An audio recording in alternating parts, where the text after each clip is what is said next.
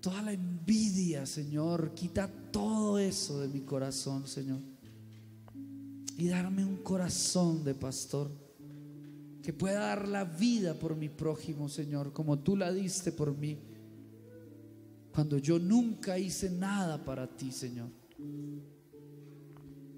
Amén.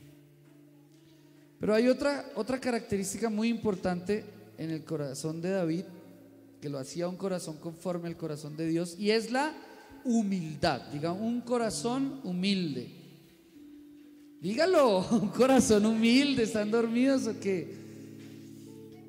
Mire, les decía que no hay referencia que nos muestre que el corazón de David cambió.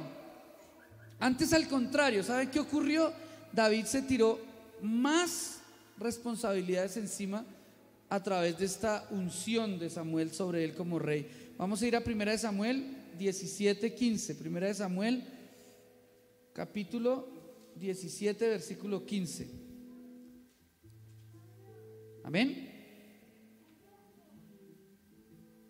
Dice: pero David había ido y vuelto dejando a Saúl para apacentar las ovejas de su padre en Belén. ¿Sabe qué ocurrió?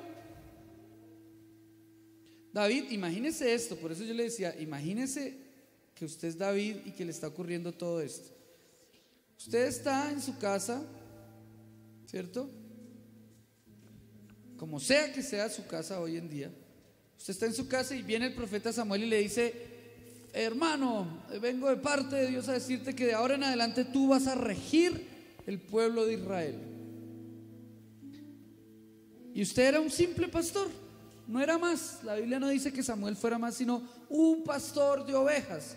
¿Cuántos han visto pastores de ovejas? ¿Cuántos? Yo creo que son muy pocos los que realmente hemos visto pastores de ovejas. Pero si usted los ve, son como que no tienen nada especial. Por fuera son imperceptibles. Pero de un momento a otro, David se arrodilla delante de Samuel, y Samuel coge el cuerno con aceite de unción y lo vacía sobre David, y lo unge como rey. Imagínese qué podría haber ocurrido en la cabeza de David, ese rechazado, al que es el hermano menor de 8, al que todos lo molestaban, al que falta la leche para el desayuno, que vaya David, mandemos un chino, que vaya el David. Imagínese el contexto y el entorno que rodeaba a David. Sin embargo, la Biblia, y usted lo puede hacer como tarea, leerse el libro de Samuel, el primer libro del profeta Samuel, puede leerlo y verá que no va a encontrar ningún indicio, ninguna referencia que nos muestre que el corazón de David cambió por causa de esta investidura que le daban, ¿cierto? Sin embargo, hay algunas actitudes que cambiaron en David, pero que nos muestran, por el contrario, no que él se haya dañado, sino que él asumió con mucha responsabilidad esa nueva etapa en su vida.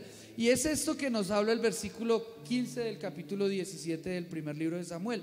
Y es que Saúl estaba siendo atormentado por unos demonios, ¿cierto? Y resulta que había algo que le calmaba todo ese quebranto y toda esa angustia y todo ese dolor que le causaban esos demonios, y era que David fuera y le tocara el arpa, fuera y tocara su arpa, y entonces los demonios se apaciguaban y Saúl podía descansar y podía estar tranquilo. Entonces, de un momento a otro, David, de ser el pastor, pasó a ser un consorte en la corte del rey Saúl. Pasó a ser un siervo. Eso es como si hoy en día dijeran: bueno, Adrián, ya no vas a ser peluquero, sino que vas a ser consejero presidencial. Es algo así, de un día para otro. Yo diría: bueno, listo, entonces vendamos esa peluquería, ya no vuelvo por allá. No, David, no. David dice el versículo 17 que iba de la corte del rey a sus quehaceres en su casa. ¡Cuánta humildad! ¡Cuánta humildad hay en el corazón de David! ¡Cuántas cosas para aprender de este corazón de este hombre! saben cuántos años tenía David cuando ocurrió esto? Que es lo más impresionante. 14 años, cuando fue ungido. David realmente fue un hombre que no vivió muchos años, por eso su ministerio fue llevado por Dios tan rápido. A los 14 años David fue ungido. Muchas personas caen en el error de creer que ser llamados por Dios, o que ser escogidos por Dios, o que ser hijos de Dios les da el derecho a comportarse diferente, ¿cierto? Y vemos, hay una clase que me ha impactado mucho allá en el seminario que estamos haciendo, y es una clase que se llama Catolicismo y Biblia, y es una clase que, cogida de la Biblia, le muestra a uno los errores que hay en el catolicismo doctrinales, pero también nos muestra, cogidos de la Biblia, de las similitudes, o sea, las cosas que nos distancian, pero también las que nos unen con los católicos. Y hay una cosa que me parece muy especial, ¿saben? Y es el purgatorio. La imagen del purgatorio para los católicos fue una imagen muy bien diseñada por el que se la inventó. El purgatorio es un lugar que no es ni el cielo ni el infierno, al que todos van, ¿cierto? Todos van al purgatorio. ¿Qué depende? ¿Qué pasa en el purgatorio? Es un sitio ahí como de stand-by, ¿no? Y para que usted pueda ir al cielo, en la tierra, sus seres queridos tienen que pagar dádivas de oración, o sea, tienen que hacer misas, rezar rosarios. Por eso usted ve y eso le es contado a usted, al que reza y al que paga la misa, le es contado a usted como argumento a su favor, por decirlo de alguna manera, para el momento en que usted muera. Es decir, es como una cuenta bancaria, ¿cierto? Entonces, por decir algo, se murió Pepito, y Pepito tenía, porque dividen los pecados, ¿no? En pecados mortales y pecados veniales. No está muy claro cuáles son los pecados mortales, ni muy claro cuáles son los veniales, porque los pecados mortales son los que supuestamente usted causa daño a terceros, se causa daño a usted con conocimiento de causa, ¿cierto? Y los veniales son los que usted hace sin querer. Entonces eso es un poco ambiguo. Entonces eso hace que la figura del purgatorio cobre un valor muy importante, y es el siguiente: que los pecados veniales, ¿cierto? Los pecados veniales que usted cometió son purgados, por eso se llama purgatorio, son pagados en el purgatorio por sus familiares. ¿Cómo? Con rosarios, con misas, con todas. Por eso usted ve que hay gente que se murió hace 10 años y le hacen una misa otra vez, y santas ánimas del purgatorio, que tales, que ayúdanos, que bueno, que intercedan, que todo eso. No me voy a meter en ese tema doctrinal, sino que simplemente, hablando de la humildad, hay algo muy parecido a eso que hacemos nosotros los cristianos. Hay algo muy parecido. Esto les va a tocar. Si yo hoy traigo a este lugar un travesti, ¿saben por qué no hay travestis en la iglesia? ¿Saben por qué los homosexuales han sido tan segregados de la iglesia cristiana que hasta han creado una iglesia de homosexuales? En España hay una iglesia solo para homosexuales, porque ya no son segregados. No estoy de acuerdo, simplemente les estoy poniendo el marco. Si yo hoy siento a un homosexual en esta silla, a un travesti, a un transexual, lo siento en esa silla y le hago recibir a Cristo, él, tocado por la palabra del Señor, dice: sí, yo quiero recibir a Cristo.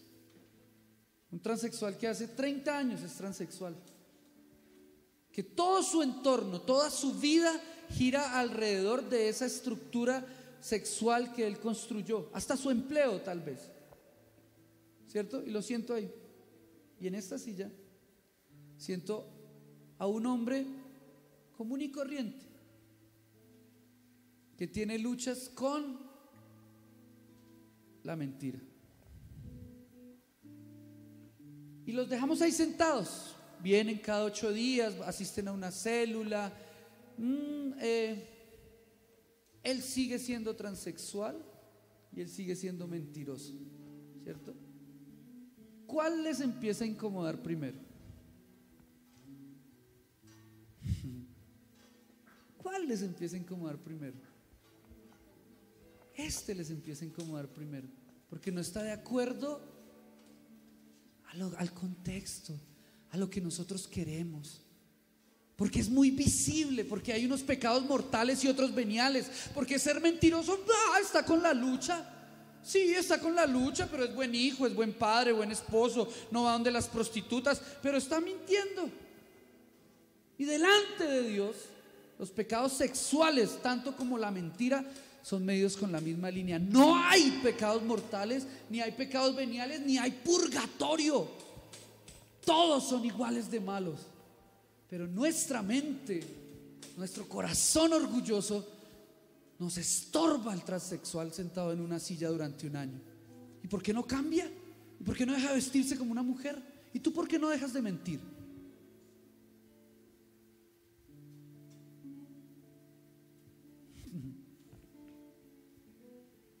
Por eso les hablaba del corazón humilde de David. Que David era rey.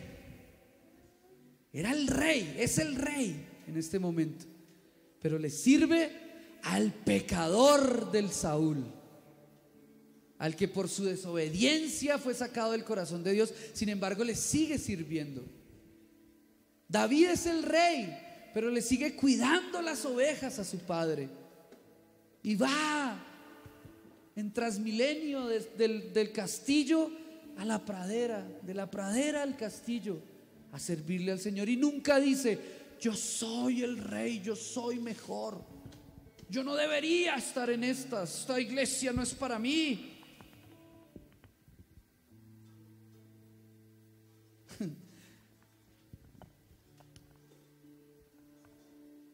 Hay una comparación que es odiosa, pero igual la voy a hacer, entre el pastor de la mega iglesia y el pastor de la iglesia pequeña.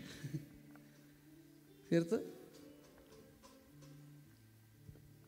El pastor de la mega iglesia tiene la mega banda, tiene las mega pantallas, tiene el mega auditorio. Y en el momento de la administración, cuando él le dice a usted: cierre los ojos y sienta el Espíritu Santo, hay un coro de 300 atrás que hace oh, y ahí mismo usted se le empieza a poner la piel de gallina y usted: Dios está en este lugar. Y cuando él le dice a usted: y hoy le vas a hablar a los demonios y les vas a decir que salgan de ti, ahora yo te hablo, demonio, fuera. Y cuando él hace fuera, el bombo de la batería que está sonando por todo el auditorio mega amplificado, ¡boom!, hace así. Y usted: ay, sí, yo sentí algo raro, ¿cierto?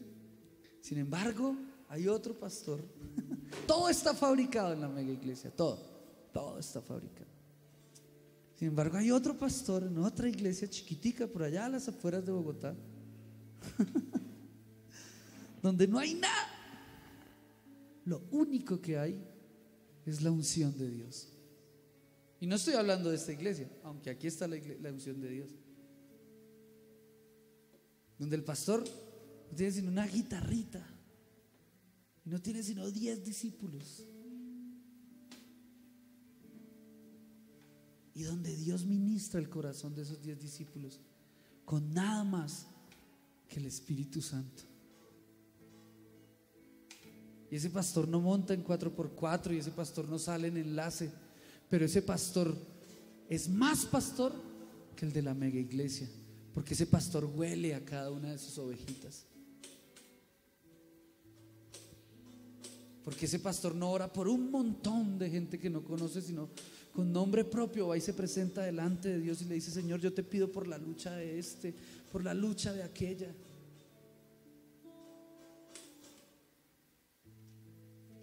El otro no, el otro tiene